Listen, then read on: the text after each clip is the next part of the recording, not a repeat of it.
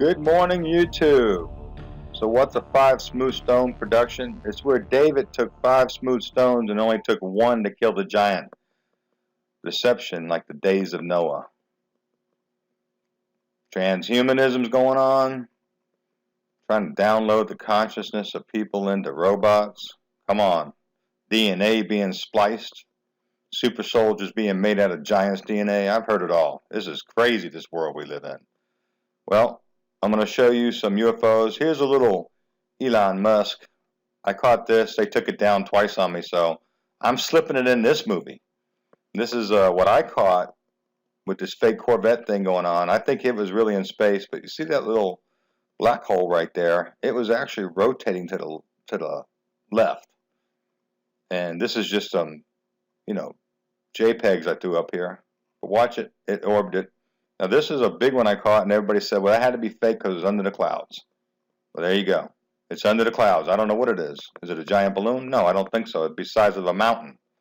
Here's one I caught up in the Alps in Germany around April, I think. And so I have a little bit different filters I'm using now than I did back then.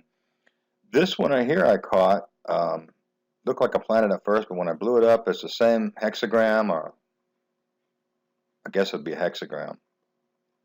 Looks like a dark orb, but I think it's a part of the sun simulator sticking out, like a satellite sticking out from that. Anyways, keep watching. This can throw some weird music up and enjoy the trip. Don't miss any of it because there's UFOs all the way through 14 minutes of it. There you go. Talk to you later. Remember, subscribe, thumbs up, like, share with friends. And most of all, you better pray, pray, pray, because Jesus is returning, and this stuff is coming first, looks like.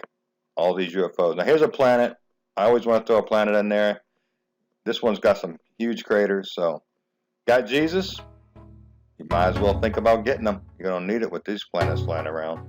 God bless people. Shall we play a game? Come on, man, come on, it's time to get up. Wake up! Wake up! Wake up! Wake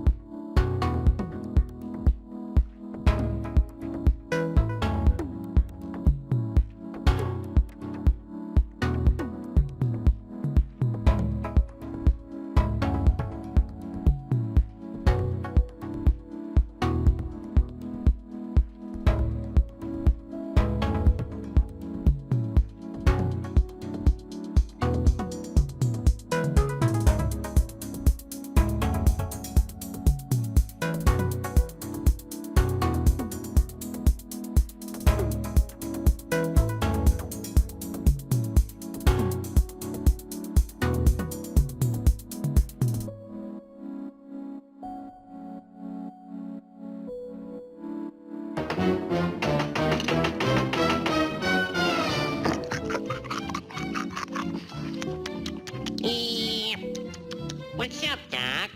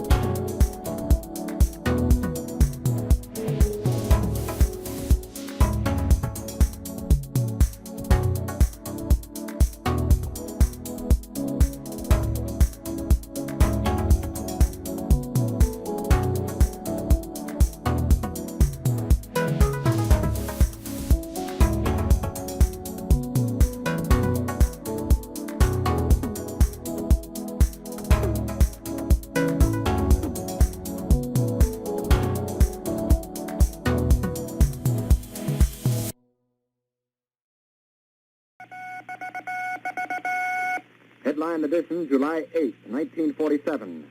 The Army Air Forces has announced that a flying disc has been found and is now in the possession of the Army.